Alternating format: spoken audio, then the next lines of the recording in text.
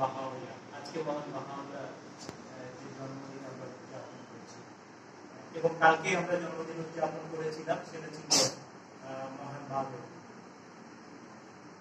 এই যুগ, এই পৃথিবী, মানে এখন আমরা এমন একটা যুগে, এই আলোর যুগে বাস করছি, এখন অতীতে তো আমরা দেখছি যে একজন করে অবতার ছিল, কিন্তু এই আলোর যুগে দুইজন অবতার।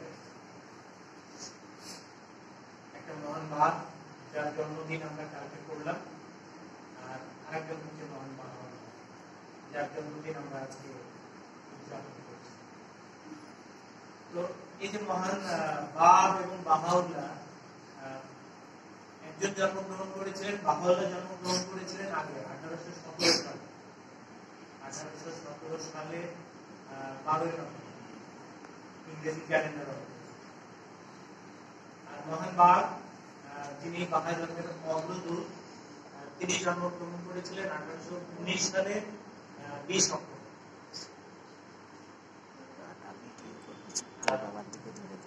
2015 সালের আগে, 2015 সালের আগে সার্বজনীন বিচারালয়ের নির্দেশনা না দেওয়া পর্যন্ত মধ্যপ্রাচ্যে যারা ছিল, মধ্যপ্রাচ্যের দেশগুলো, যে আরব কান্ট্রিগুলো, এগুলোতে বাহাই এই জন্মবার্ষিকীটা পরপর 2 দিন, অর্থাৎ এইরকম ভাবে তারা উদযাপন করত।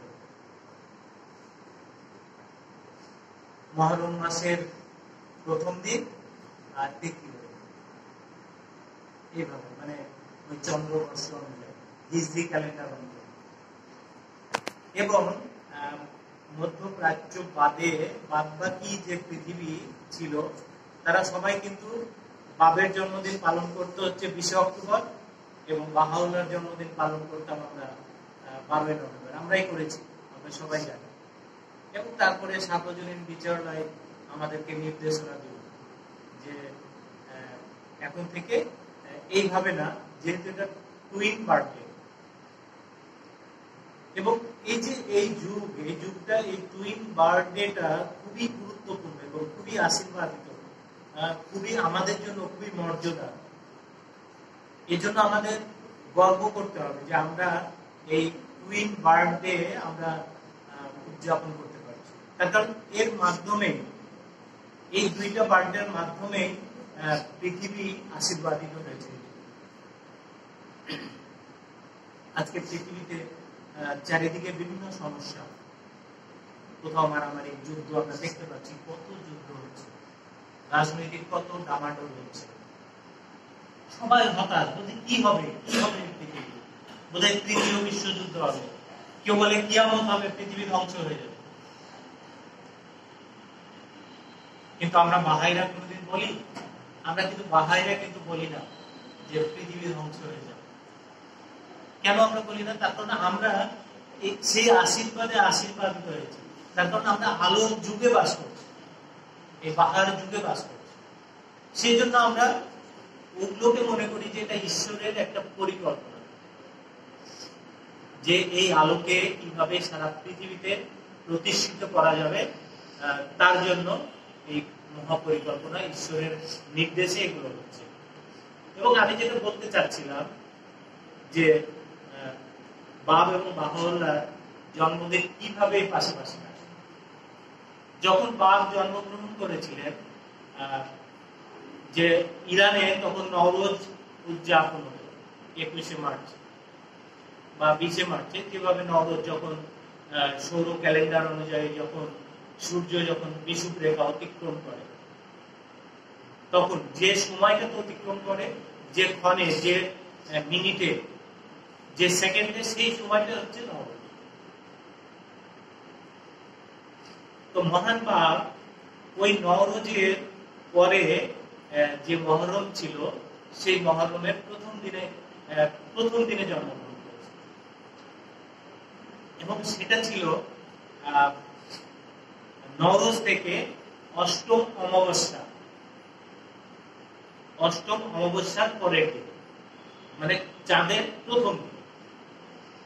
অর্থাৎ তাহলে এখানে কি বুঝতে পারছি যে নওরোজ ছিল, সেই নওরোজ শেষ হওয়ার পরে অষ্টম অমাবস্যা, 8টা অমাবস্যা পার হওয়ার পরে যেদিন, সেই দিনে মহান বাপ জন্ম,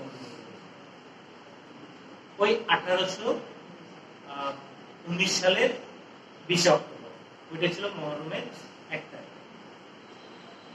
ঠিক অনুরূপ ভাবে মহান বাহাউল্লাহ যখন 1817 সালে জন্মগ্রহণ করে 12ই নভেম্বর, ওই দিনটাও হিজরি ক্যালেন্ডার অনুযায়ী ছিল মহরমের 2 তারিখ। এবং ঠিক ওইটা, ওই যে নওরোজ ছিল, সেই নওরোজের 8টা অমাবস্যা পরে, মানে চাঁদের যে ক্যালেন্ডার, 8টা অমাবস্যা পরে দ্বিতীয়,